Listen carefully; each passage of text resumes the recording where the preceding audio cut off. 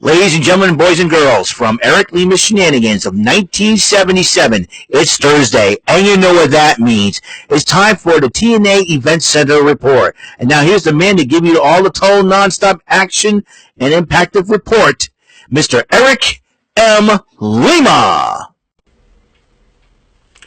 Thank you very much, Mr. Announcer, sir. Well, hello there, everyone. Welcome to yet another episode of Eric Lima Shenanigans, the 1977 episode 2205, ladies and gentlemen. That's right, 2205. And it's April the 27th, 2025. It is 11:10 p.m. And this is the beginning of a new week, a new day, a new week. And as you know, the first half of this week will be in April still. And coming this Thursday, second half and the weekend, this coming weekend will be, it's gonna be May. And I'm really excited about this. And first and foremost, and I am very happy to say that I have another subscriber, and his name is Xander Boyce, and it's spelled B-O-I-S-S-E. I hope, or is it Boise, or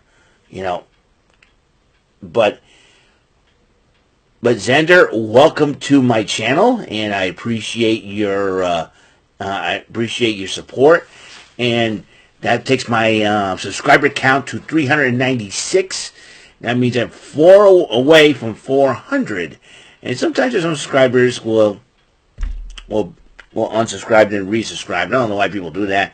Maybe it's a glitch in YouTube. I don't know. But sometimes that is the case. I'm very, very happy and pleased as punch to have another subscriber. So welcome to my channel. Any questions, please leave it in the live comments. And we got to get going because we got to talk about Rebellion. It was just over about, a few minutes ago. And this was a little crazy event. As you know, TNA's pay-per-view. Alana, not Alana Miles, just a regular Alana singing the national anthem. But to kick off the countdown, the Knockouts Trios matchup, it's TNA versus NXT, and as you know, two former NXT standouts are now part of TNA. As Lei Ying Lee was known as Xia Li in NXT and in WWE, and Xia Brookside was part of NXT UK back in the day. Teamed up with Rosemary as they went up against Fatal Influence. That would be the team of former Women's North American Champion Fallon Henley, former NXT Women's Tag Team Champion JC Jane, and one of the new stars of NXT, Miss Jasmine Nix. And during that matchup, Rosemary offered to Xia Brookside some brass knuckles during the matchup, and she didn't want to use it and tossed it back to Rosemary, but it cost her the matchup as Fatal Influence won this battle of the brands as JC Jane made the pinfall on Xia Brookside. Then Eric Young addresses Steve Macklin as they get ready to do their battle for the international title, the first title defense for the inaugural champ, Steve Macklin. Meanwhile, the System addresses Ace Austin and the Rascals and Sean Waltman. Now, due to travel issues, JDC was unable to appear, so Moose says he'll pull double duty tonight as he's defending the X Division title in the Ultimate X matchup and take part in this trios matchup. But Cody Deaner volunteered to wanted to volunteer to replace JDC. Says his contract was up May 1st. That's the Thursday. So and they said no because you're a loser. So Elijah addresses the Los Angeles crowd, did a little singing. Shout out to the Dodgers and Lakers. And then he had the open challenge, which was answered by Shane Haste, hysterical Shane Haste. And he was formerly known as Shane Thorne in the WWE. So Shane Haste, part of the Mighty Don't Kneel from New Japan. And Elijah ended up winning the matchup. Then we go on to the main card, and the X Division title was on the line. Moose defending it against Casey Navarro, Leon Slater, El Hijo del Vikingo, as we've seen at WrestleMania. and Sydney Akeem. So we're talking. And, oh yeah, and Matt Cardona. I forgot to write down Matt Cardona. Yeah. And Matt Cardona. Heck of a matchup between two. But Leon Slater had the title in his hand. All he had to do was jump down and claim it. Jump down to the mat. But then as he jumped down, Moose speared. I think he had 1 foot on the mat before Moose speared him and grabbed the title to retain it. But that can be a little controversy on that. I think we'll address that. They'll be addressed this Thursday on Impact when we get to that. AJ Francis was about to join them on commentary, but his mic don't work, so Tom Hennepin was like, thank God, you know. I thought, I want to hear what AJ Francis says. He's a pretty entertaining guy when he's a heel, and he knows how to talk on the mic, you know. But he decided to support Casey Navarro. In fact, Alicia Edwards was told to get up on there and try to get the X Division title for Moose, because Moose is afraid of heights. What? So was Alicia. Alicia took part in one of these, not just before, but she fell into Moose's arms, got caught. It was crazy. It was a crazy matchup, to say the least. And then AJ Francis tries to get involved and help Casey Navarro, but then Moose spears him. So two former NFL players going at it. That would have been a great matchup. Moose and AJ Francis. We got to book that matchup sometime. Well, then for the Knockouts Tag Team titles, Ariana Grace was joining on commentary. By the way, shout out to Matthew Raywall. He liked 2 of my tweets because he's wearing a Pac-Man jacket. And all of a sudden, he's like, elegant, yeah, just as elegant as you are. Tom Hennepin, dude, do not diss Pac-Man. You can't diss the Pac-Man jacket, bro. It's the 80s, bro. Oh, my goodness. And Matthew Raywall, shout out to you if you're watching this for wearing the jacket because you look cool in it. That's the coolest jacket ever. Now, if they have one of my size with a tie, I would have been golden, baby.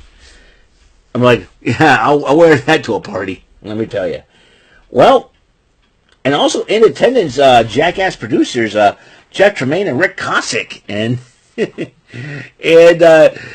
and Tom Hennepin, leave it to him to give a shout out to a former show on the WWE, making a reference to Swerve when he got his shit. And Matthew Raywall thought that was hilarious. It was great. Then the Knockouts Tag Team title was on the line as the Elegance brand. That's Heather and Ash by Elegance. Hash. What is it? With George Iceman, the personal concierge, in their quarter against Spitfire. That's a team of Jody Threat and one of my favorite ladies of TNA, Danny Luna. And then you got Tatum Paxley and the lovely, gorgeous, curvaceous, babylicious, probably one of the hottest redheads I've ever seen, Miss Gigi Dolan, teaming up with her. And then the Meta Girls, probably galvanized by the return of their leader, Noam Dar, the new NXT Heritage Cup champion, mind you. And in a fatal four-way matchup, but during the matchup, Maggie Lee gets involved, helping the Elegance brand retain the Knockouts Tag Team titles. Looks like Maggie Lee's paying dividends for those ladies. Well, we shall see what the heck is going on afterwards. Then Elijah addresses his win earlier tonight, and he says he'll watch his good friend Joe Hendry try to retain the TNA World title. Meanwhile, a trios matchup, Ace Austin and the Rascals against the System. That would be the team of Moose, Brian Myers, and Eddie Edwards with his wife, Alicia Edwards. I had a picture of Eddie and Alicia. They're cool people, by the way. So I thought it was really cool having another picture. I think that was my third picture, with Alicia Edwards. Go figure, huh? Anyways, speaking of Alicia Edwards, she got involved in the matchup. Sean Waltman got involved in the matchup, gave Alicia Edwards the X Factor. In fact, there was a lot of DX references going on between Ace Austin and the Rascals. If there was a new DX form, let's say Triple H and Hunter, and Triple H Hunter, Triple H and Shawn Michaels decided, we're going to need the DX brand and hand it over to somebody. They find that person says, I'll be the leader and do DX, do some recruiting. He can grow Ace Austin and the Rascals right away. That's what I would do. And if Chris Bay comes back, have him join up. You know what I mean? That's what I would do. So, anyways, but in the end, In the end, Ace Austin and the Rascals won that trios matchup, which I was very happy about. Gia Miller interviewed Steve Macklin, who didn't say a word until he started smirking. So